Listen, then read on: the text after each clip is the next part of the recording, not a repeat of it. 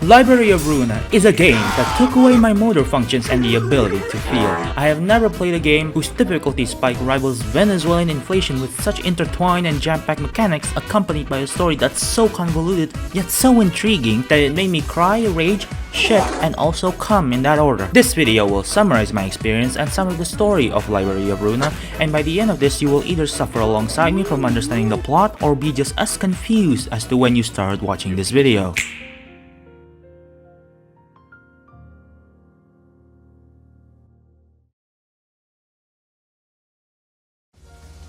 Fair warning, this game requires you to read, so if you're illiterate, read the sign on the door. Get the fuck out! Now I'm going to ask you a question. What happens if humanity exhausted all natural resources, but then discovered technology so advanced that they are indiscernible from magic? That's right.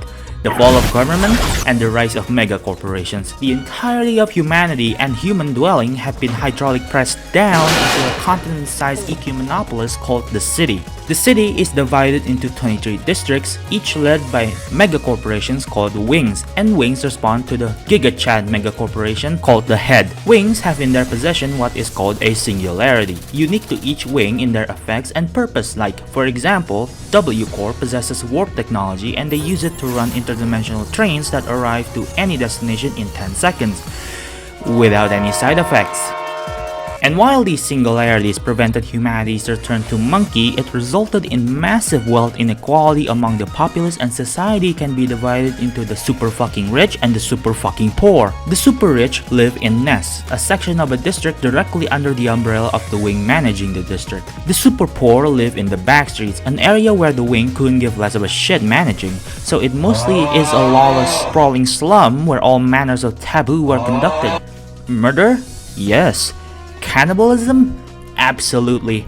Masked British man smoking crack and shank people in the streets? Mandatory. Sometimes wings abduct people from the back streets to use them as lab rats, and sometimes the results of which are unsatisfactory.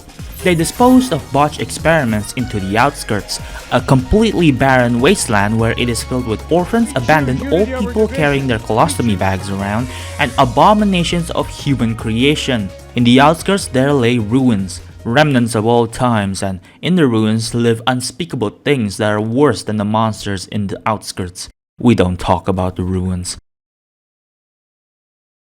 Before we can talk about Library of Ruina, we must first understand its prequel, Lobotomy Corporation. As the name suggests, the lore has severed my brain's prefrontal cortex. But without understanding the prequel, we won't be able to understand the sequel. Humanity is plagued by a disease of the mind. Carmen and Ian created a laboratory to research a cure for the disease. They hired staff, but then the research got stagnant, and when a child died in the experiment, Carmen's depression reached its finality and she committed suicide in a bathtub. The head got wind of the situation and destroyed the lab, but Ian and Benjamin managed to escape with the body of Carmen, then sparked a planet-wide smoke war so they can become Lobotomy Corporation. But all of this is a front for the continuation of the research into the cure of the disease, of course, to keep the head off Ian's back. After reviving the staff from the old lab into robot bodies, Ian and Benjamin uploaded Carmen's electronic mind scan into the body of a sentient, humanoid AI called Angela. Angela is tasked to run Lobotomy Corporation, but also to complete the Seed of Light scenario. The Seed of Light scenario is the aforementioned cure to the disease plaguing everyone's mind. However, in order to complete the scenario, Angela must follow a strict script where she must torture the entirety of the staff so the Seed of Light can feed on their resolve and determination. She fails a lot, and the scenario restarts for tens of thousands of loops, resulting in Angela going through 1,000 years of pain and suffering since she perceived time 100 times slower. In the end, the Seed of Light project was complete, and the light was deployed over the city. The Sephiroths and the staff can finally rest as they have finished their duties. But Angela said, "Fuck no, I'm going to get revenge on Ian for putting me through that many years of anguish and suffering." You're a goddamn thief!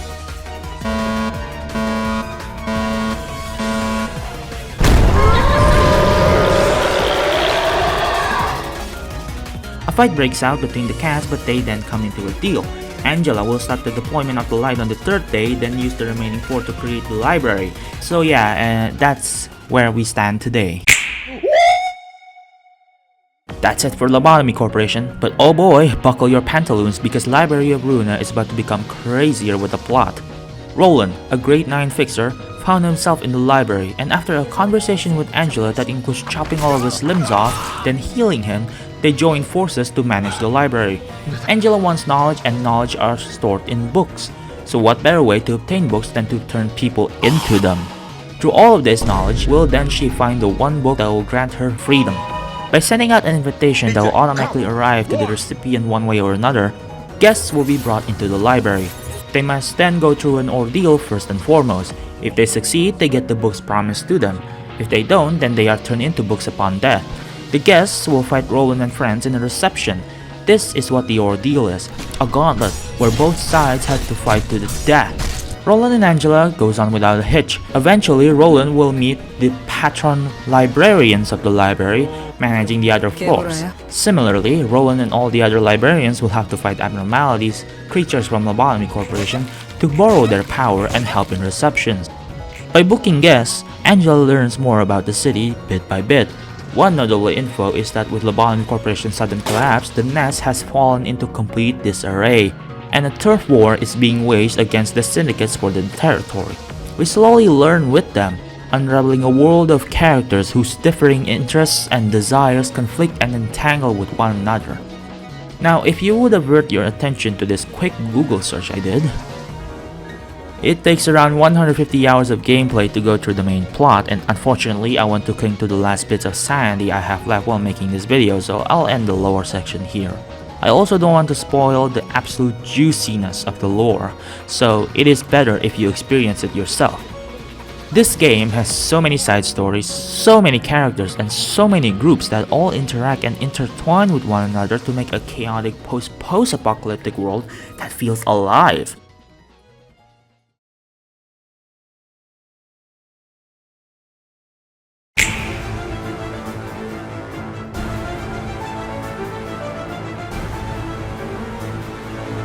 Library of Ruina's gameplay can be simplified into two words: deck builder.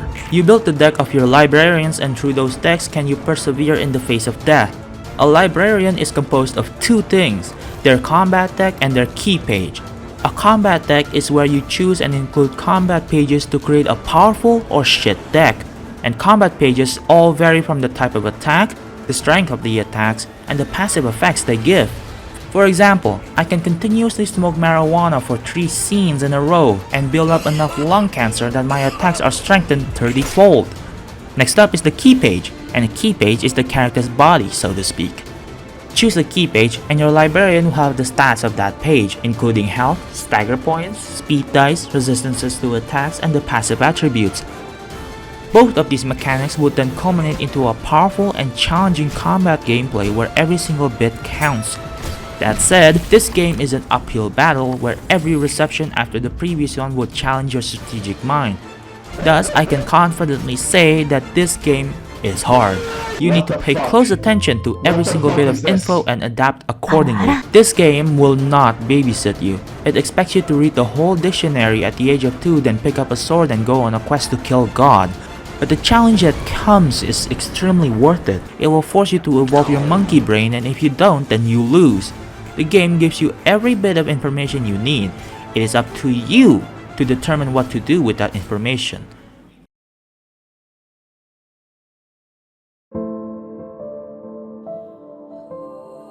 Library of Ruina is something out of this world.